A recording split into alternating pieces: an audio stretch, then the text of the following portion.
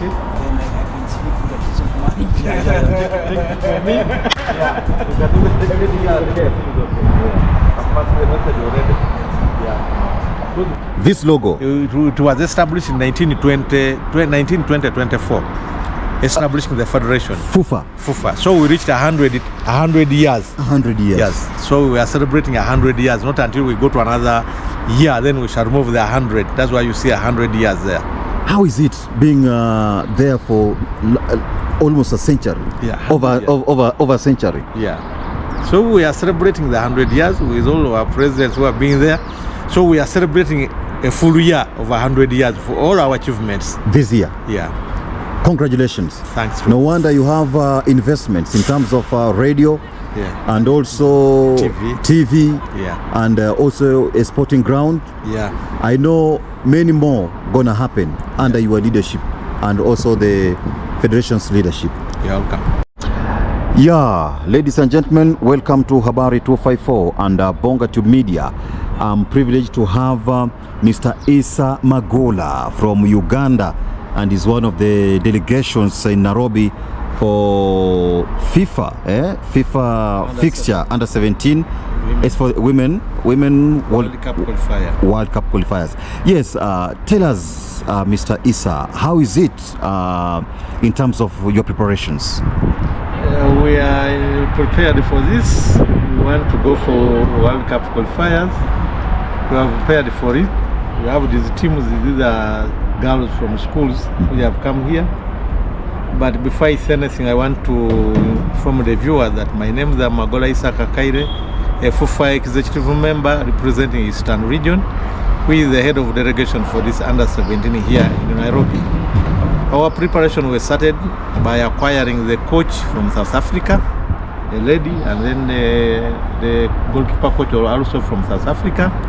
We have been prepared for this for a long time to see that we can have a team going there. And this is part of the girls we prepare for the national teams. Although most of them are students, all of them are students from different schools.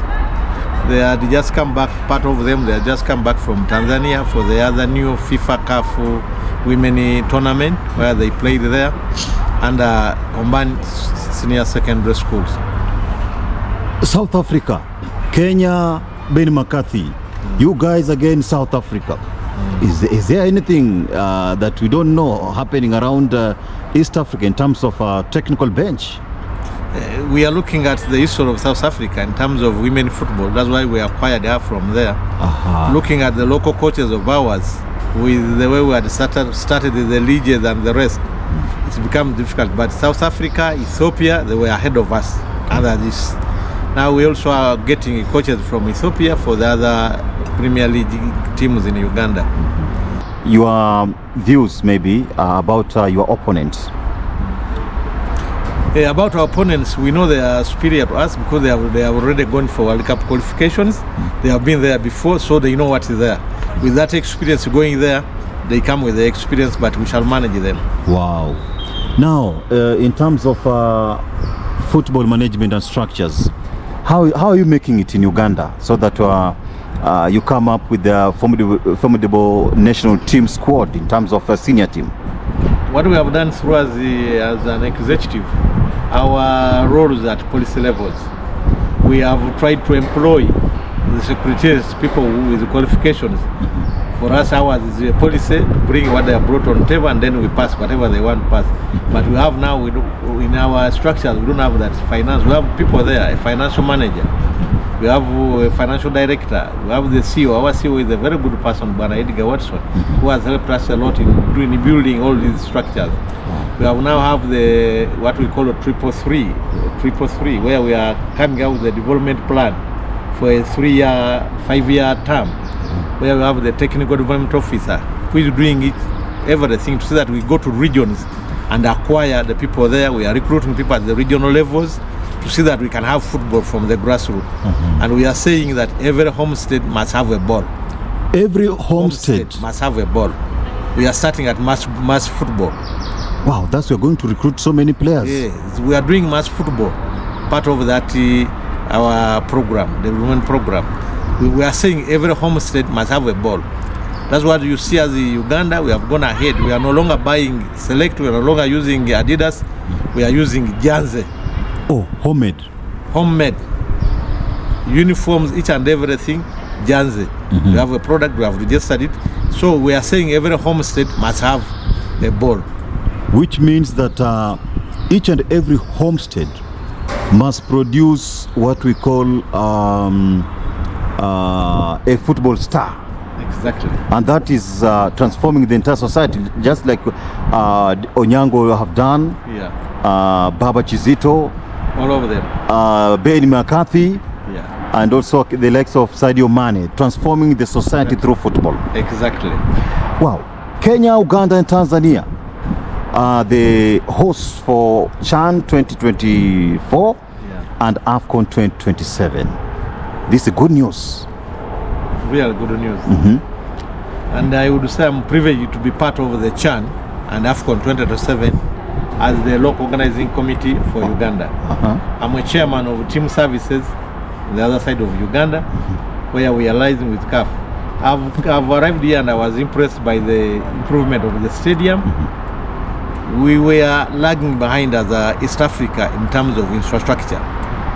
But as Uganda hosting CHAN and AFCON 2027 has helped us to have infrastructure. We are building a stadium in Hoima, which we are saying it will be ready by next year. It will be ready for use. And now we are also upgrading our national stadium, that's in Ambole, to see that it goes to the standard. Although it was approved for CHAN, but for AFCON we are going to upgrade it. And it's the same company which is going to do it, which is building that stadium in Hoima. And we are upgrading so many stadiums. We are working on Wankuluku, another stadium, because of the CHAN and the Russian. We want to thank the government of Uganda. They have come on board, the president has come on, everything. We are getting it from the government. Well, talking about Hoima Stadium, taking it to the northern part of Uganda. It was a war-torn area. This is a story of its own, trying to liberate the northern part through sports. Exactly. And by the mere fact that the government is trying to invest there, it's a clear indication that we are going to have talented young men and women who are going to play for Uganda Cranes, and maybe going to see them across the globe. Now, talking about Nambole, what's the technology that has been used there? Because I see it on TV and also YouTube channels.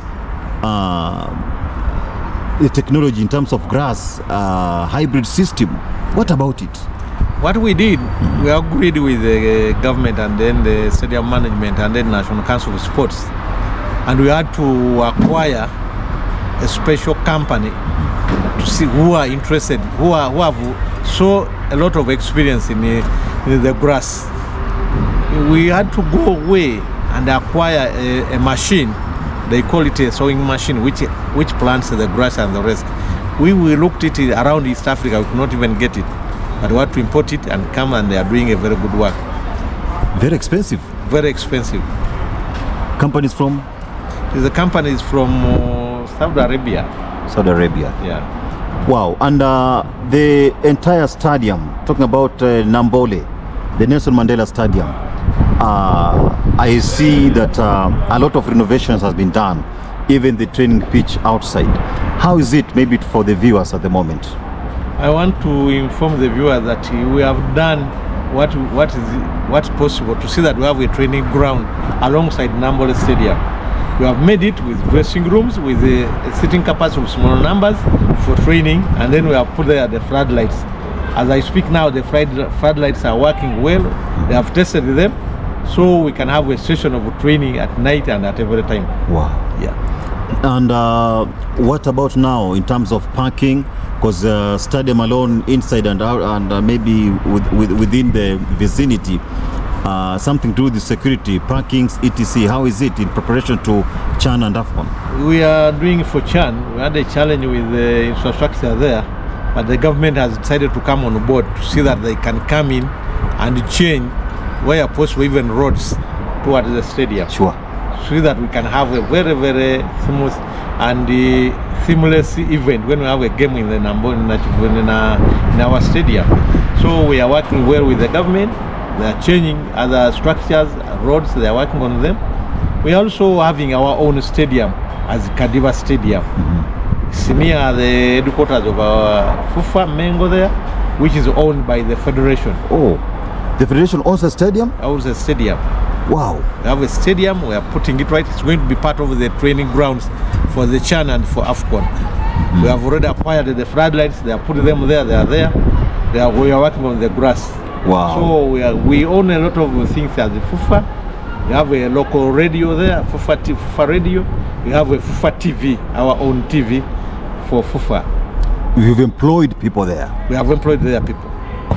You mean Uganda, in Uganda, Football Federation has investments? Exactly. How did you do it? And what was the vision behind it?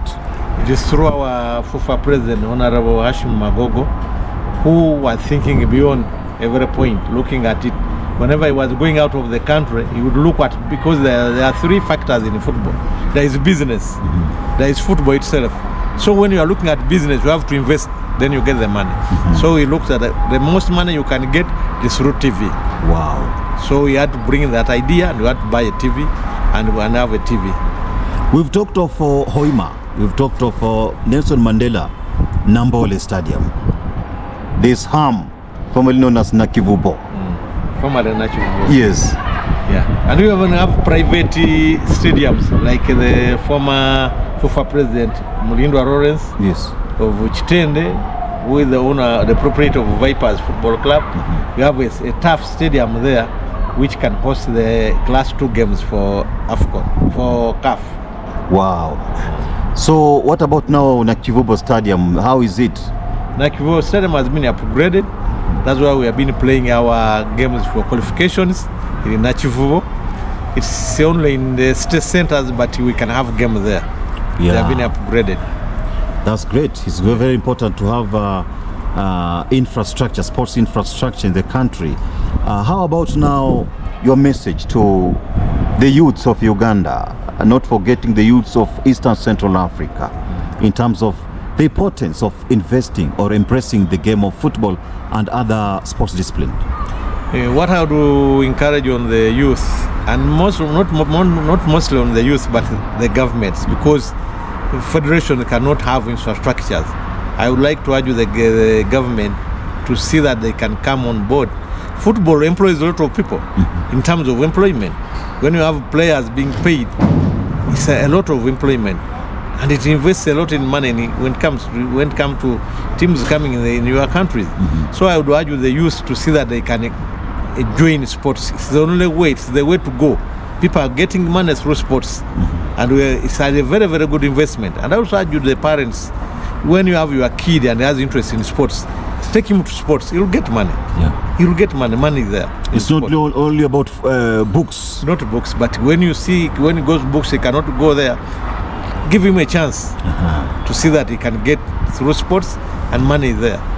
What can you say about Kenya hiring Benny McCarthy? You watched him play for Bafana and other clubs in Europe. You know, it's I would say Kenya, they may have gone the right way. You know, we need coaches who understand the cultures and our players here. You know, the players of East Africa, of Africa, how they behave and they do. Yeah, so he may be the right choice for the team. We are looking for these Bazungs, but at times they come here and they take time to understand the teams, and by the time they are looking our fans, and then the other people are saying they are looking for results, but he may be able to see the players, have been watching them, he knows them, rather than a coach who comes in and then starts having videos to understand those players. But we're looking at the structure of South Africa, and now we're going to have some players playing in South Africa. The way they are structured and the way they are thinking, I think they have been moving in that corridor of the structures of the South Africa, looking at them. He may help them. But we need to appreciate, it may not be easy to say that he has come and he will make the team to qualify for World Cup qualification. But we need to give him coaches time and then see. Yeah, that's why we come with the notion that tacticians or coaches are hired to be fired, but we must give them time and proper structure. Yeah, exactly. When you don't have structures, however much you bring a new coach, you bring a good coach, but the structures must be there. And also the mentality of our players. Sometimes they are just stubborn. Yeah, they are there. We know them. Some of them. You tell them to do BBC, they do what? They don't think there is money. And that is the reason I can give. You see players, most of the players in East Africa, they go for green pasture. Within a short time, they are back. They are not prepared for. They don't have coaches who prepare them to go for professional football. Yeah. You are here at Nyayo National Stadium. What can you say about this noble facility? What I can say, there is a lot of improvement. The other time I didn't visit here, when my colleagues from Uganda visited here, they were showing us pictures. We are saying now the brass, when we are telling the improvement, but there is a lot of improvement. We can have CHAN and we can have AFCON, and we are going to deliver AFCON for the first time with this big number of teams. And we know Kenya has the capacity to do it. In case they have 2 stadiums, they can do it. And we would wish to say that part of our teams for Pamoja, they qualify for the next rounds in their groups. It will be very good for us in East Africa. For the first time, hosting in the 3 countries, we need to deliver a very successful event. Wow. Yeah, you can see lighting are being fixed. And also as you have said, the playing surface has been done. And maybe 1 or 2, 3 things will be fixed within a given period of time. So thanks a lot, Bwana Issa, for your time. Maybe anything extra you would like to tell your viewers? No, I want to urge the people of Kenya to come and watch the game tomorrow. They'll come. They'll be here. Nowadays, women football is almost everything to us. Exactly. That's what we are doing in Uganda. Women football. Wow. It's everything to us. Asante sana. We can postpone another national team. But for the women, we cannot tamper with it. It's everything. Yeah. Why women football in a society?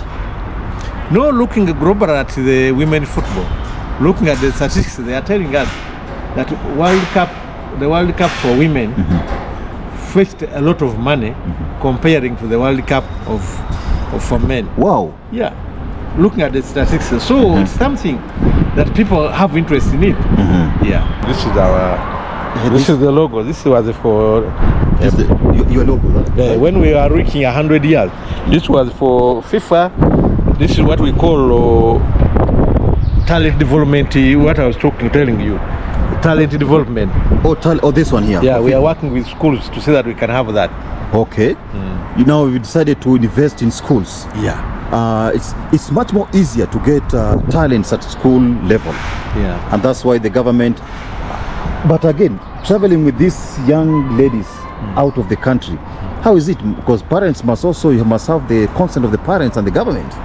We are doing it. There is no school having these girls without consent from the parents, because these are underage players. So they under their parents, under the schools, there is an arrangement for it. And under this, what we call TMP, we are working with the schools, government schools, and we have schools of excellence where we can go and come for 3 weeks, and then we have the teams playing there, and then we have the scouts under our development program, scouts who can scout those girls, and then they can take them to schools. Wow, that's great. We're going to meet next time, God willing. We're going to travel all the way to Uganda so that we can establish a better rapport for further engagements. You're welcome, sir. Asante sana. Asante sana.